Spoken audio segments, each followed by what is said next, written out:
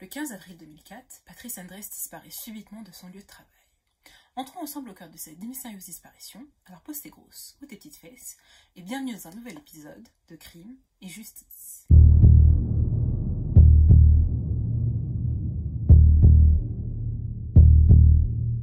Patrice Andrés est une femme de 38 ans.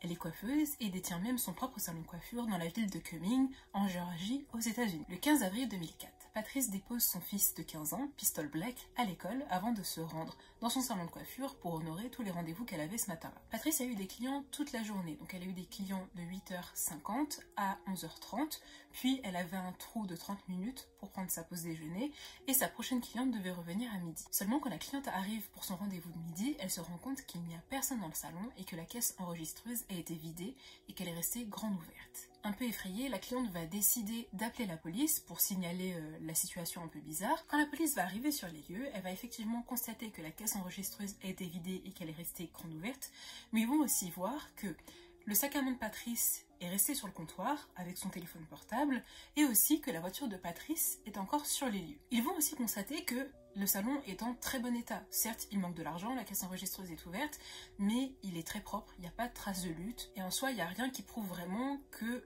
Patrice a disparu contre son gré. Et ce qui va en fait pousser les enquêteurs à vraiment ouvrir une enquête pour disparition inquiétante, c'est le fait que, certes, la voiture de Patrice est sur les lieux, mais elle n'est pas garée comme d'habitude. Donc Patrice avait l'habitude de se garer à côté du salon, à proximité de la porte de service.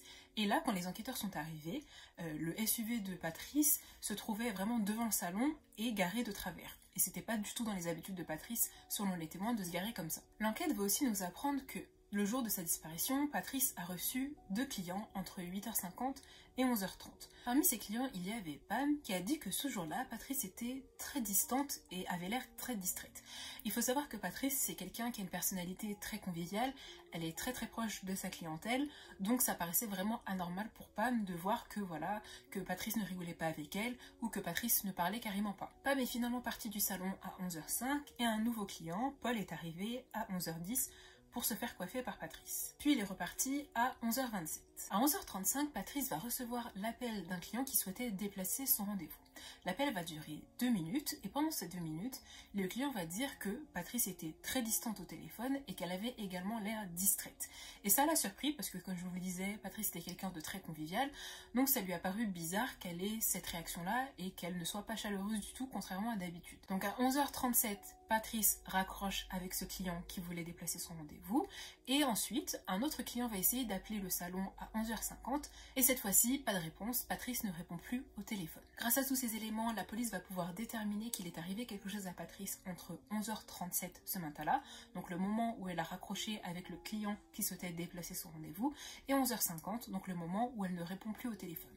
Donc en gros, il a fallu 13 minutes pour qu'il arrive quelque chose à Patrice. Donc l'enquête va suivre son cours et le 6 décembre 2005, soit exactement 600 jours après le signalement de la disparition de Patrice Andrés, un squelette va être retrouvé dans la forêt, plus précisément un crâne qui va être retrouvé dans la forêt à proximité de l'église baptiste de Lebanon, à 10 km du salon de Patrice. Bien évidemment, et après plusieurs analyses, on va constater que la dépouille retrouvée dans cette forêt est bel et bien le corps de Patrice Andrés. Et ce qui est assez surprenant, c'est qu'on ne va pas savoir ce qui est arrivé à Patrice. On va juste retrouver son squelette, on ne va pas savoir si elle a été tuée à l'endroit où son corps a été retrouvé ou si elle a été tuée quelque part puis emmenée dans la forêt. Donc au final, on ne sait pas depuis combien de temps le corps de Patrice gît là, si les ossements ont été déplacés ou si elle est vraiment morte sur les lieux et que son corps gît là depuis 600 jours. Donc l'enquête qui a été menée pour essayer de résoudre le mystère de Patrice Andrés va être remplie de rebondissements.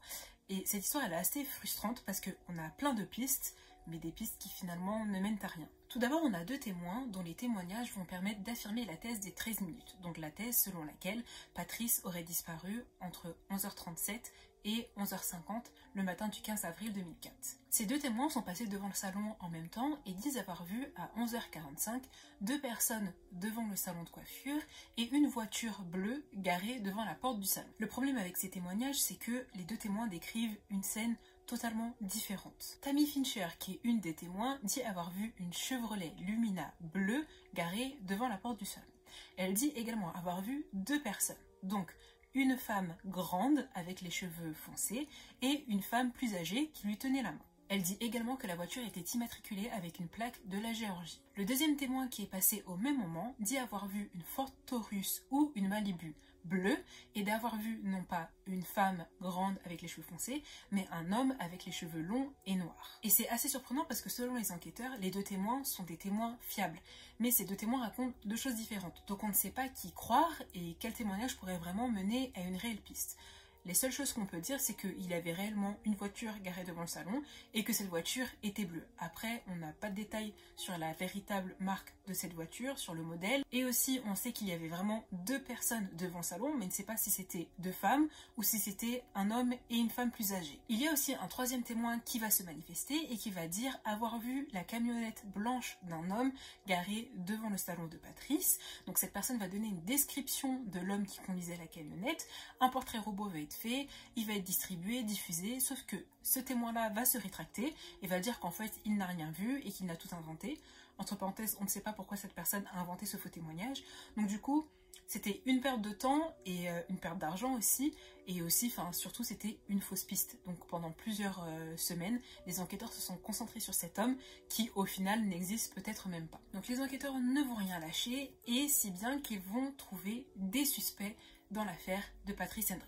Le premier suspect est Jeremy Jones. Il était suspecté le 19 janvier 2005. Il avait précédemment été arrêté pour le meurtre d'une femme. Et en fait, on a découvert que Jeremy était un tueur en série, qu'il était responsable de la mort de 7 ou 8 femmes et qu'il a avoué pendant l'interrogatoire et qu'un jour, quand il parlait des victimes qu'il avait tuées, il a dit d'ailleurs il faut que je vous parle d'une coiffeuse. Donc à ce moment-là, les enquêteurs ont tout de suite pensé à Patrice Endres et ils l'ont interrogé sur cette soi-disant coiffeuse qu'il avait assassinée. Jérémy va alors dire que ce jour-là, il est passé devant le salon de Patrice et qu'il a eu une pulsion et qu'il a eu envie de rentrer. Il est tombé sur Patrice et il l'a agressé. Jérémy va ensuite dessiner un croquis avec la position exacte de la voiture de Patrice et de sa voiture devant le salon au moment du crime.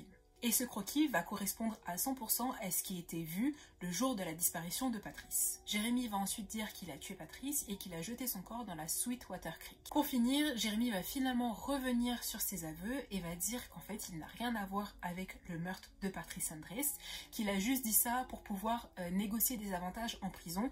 Donc vous savez souvent quand les criminels font des aveux en prison, ils négocient leurs aveux contre certaines faveurs. Donc par exemple plus d'argent ou des repas spéciaux ou plus de visites, des choses comme ça. Et effectivement, peut-être que Jérémy n'a absolument rien à voir avec tout ça parce que, rappelez-vous, il a fait ses aveux le 19 janvier 2005 en disant qu'il avait jeté le corps de Patrice dans la Sweetwater Creek. Sauf que plusieurs mois plus tard, donc en décembre 2005, le corps de Patrice sera finalement retrouvé dans une forêt. Sauf que ce qui est un peu bizarre et qui ne permet pas d'écarter complètement Jérémy de cette affaire-là, c'est qu'il a fait des aveux, il a décrit des choses que seule une personne présente le jour J pouvait savoir. Donc, comment il a eu ces informations-là? Est-ce que Jérémy n'aurait pas réellement essayé d'arnaquer les enquêteurs pour vraiment négocier des bons avantages? Et est-ce qu'il n'a pas fait peut-être des demi-aveux? Peut-être qu'il sait vraiment ce qui s'est passé, peut-être qu'il est responsable de la mort de Patrice, mais qu'il a fait des demi-aveux pour ne pas qu'on puisse vraiment l'inculper pour ça. En janvier 2008, donc soit 3 ans après la découverte du squelette de Patrice dans la forêt, on va suspecter une nouvelle personne. Donc Gary Michael Hilton va être suspecté d'avoir un lien direct avec la disparition puis le meurtre de Patrice Endres.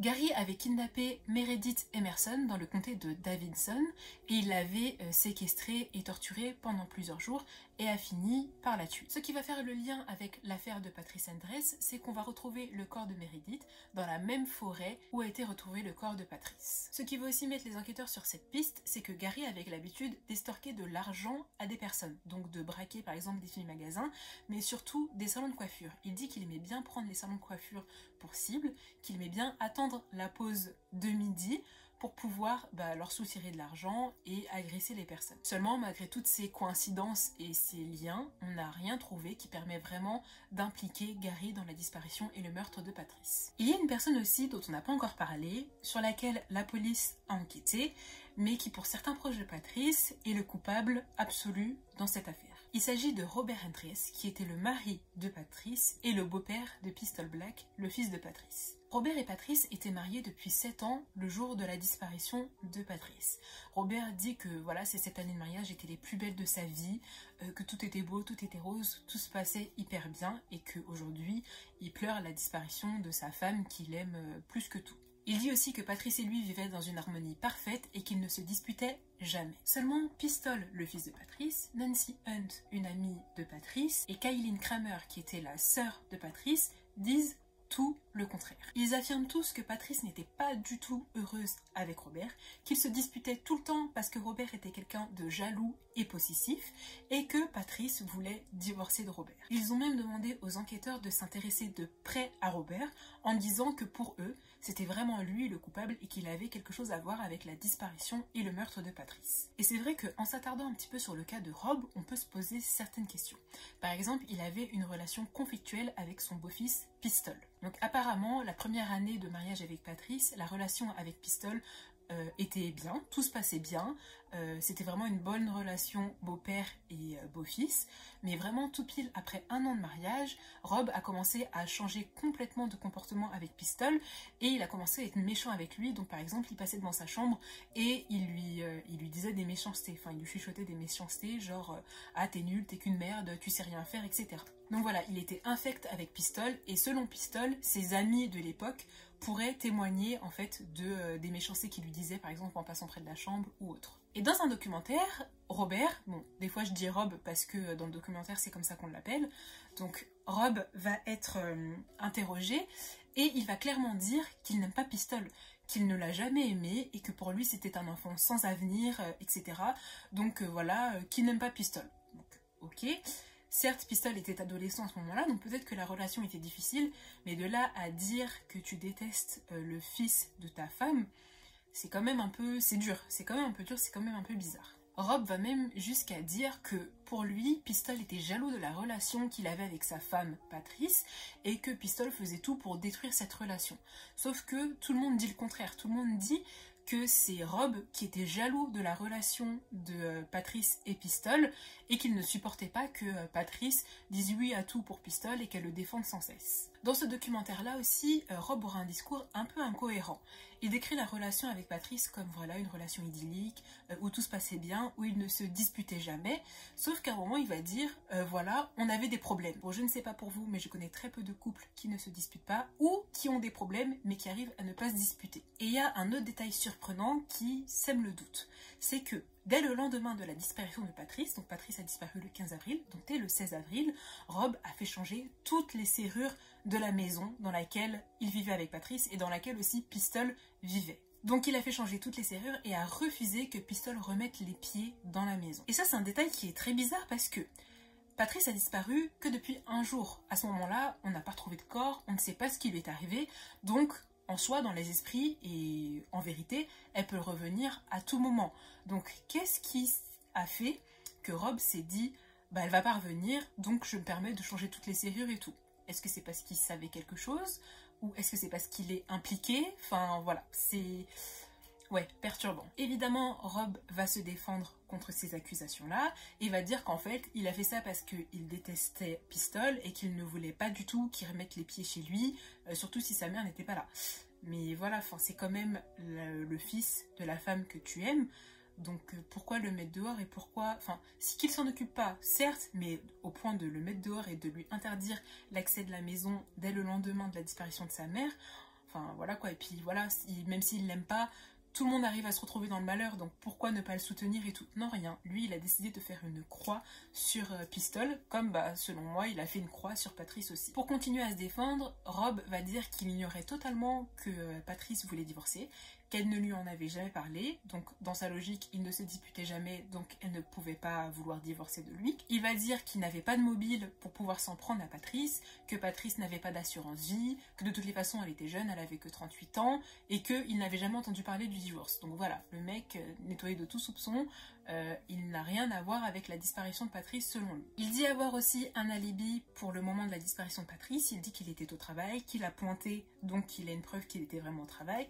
et qu'avant même de se rendre au travail, il était faire le plein d'essence et qu'il a un ticket pour prouver où il était et à quelle heure. Et il précise bien que l'endroit où il a mis de l'essence dans sa voiture se trouve à 45 minutes du salon, donc il n'a pas pu faire l'aller-retour pour aller kidnapper Patrice et lui faire du mal. Et c'est vrai que Robert se justifie tellement qu'il a l'air coupable. Mais la police a forcément enquêté sur lui et a dit que ce n'était pas impossible qu'il ne puisse pas faire l'aller-retour pour faire du mal à Patrice, mais que voilà, selon leur enquête, il n'a rien à voir. Mais il n'est pas totalement écarté non plus de la liste des suspects. Et en réalité, je vous avoue que même si Rob est très suspect, j'ai pas l'impression qu'il ait vraiment quelque chose à voir avec la disparition de Patrice.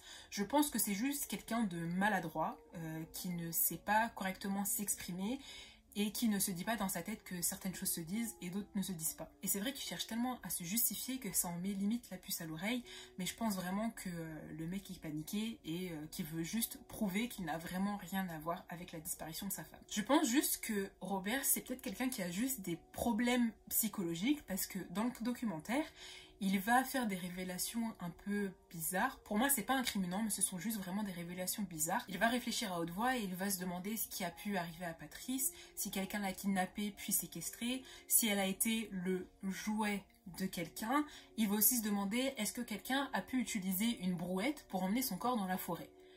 Donc c'est vrai que quand on entend ça, on se dit, mais pourquoi il parle de brouette? Enfin, quand tu penses à la mort de quelqu'un, tu ne te poses pas de questions comme ça, enfin comme s'il parlait d'une brouette parce qu'il savait qu'une brouette avait été utilisée.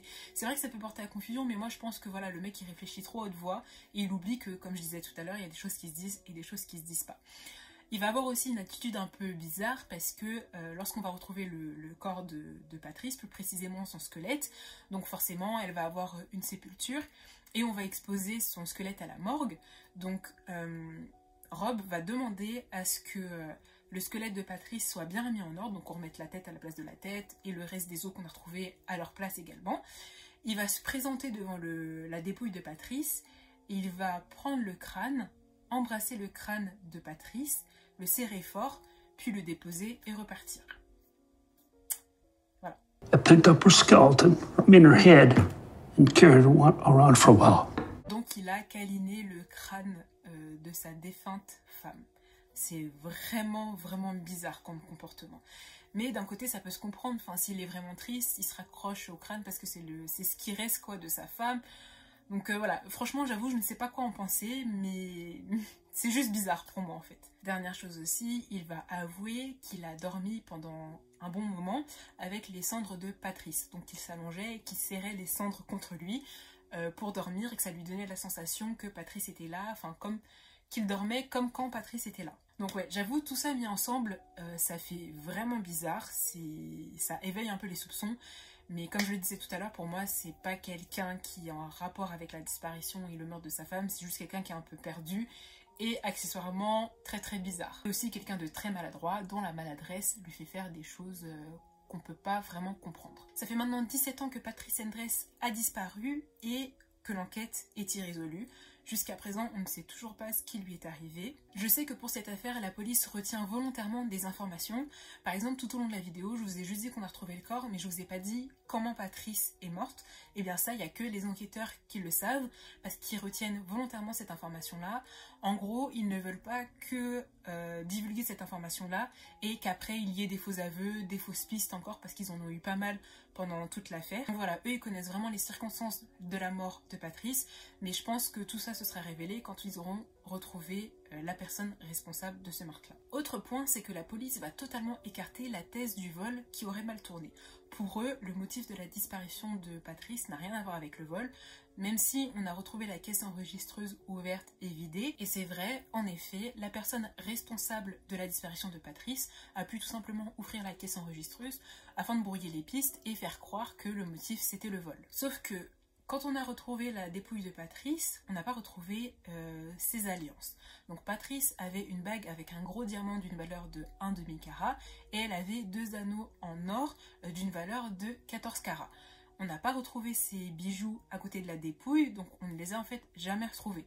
Donc si le motif n'était pas le vol, pourquoi prendre aussi les bagues au passage? Peut-être que la personne a juste saisi l'opportunité, a pris l'argent dans la caisse et a pris les bijoux parce qu'ils avaient une certaine valeur et que c'était réellement pas le motif. Mais bon, je trouve ça un peu bizarre d'écarter ça, mais j'espère qu'un jour on en saura plus. Et aussi, le salon de Patrice est situé sur une route très passante.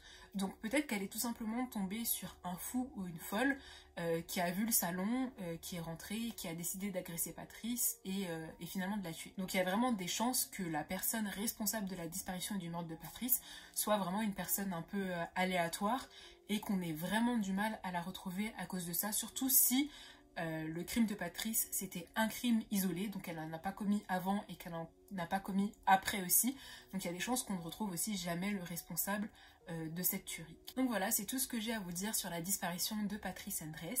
N'hésitez pas à commenter cette vidéo, souvent je vois des petits commentaires encourageants, donc ça me fait vraiment plaisir, donc merci pour ça. N'hésitez pas aussi à débattre sur le sujet, si vous pensez savoir ce qui est arrivé à Patrice, si vous avez des hypothèses, etc. J'aime bien entendre les débats là-dessus. Donc voilà, n'hésitez pas en tout cas à commenter, à liker, à partager la chaîne et surtout à vous abonner si ce n'est pas encore fait. Allez, à la semaine prochaine, ciao!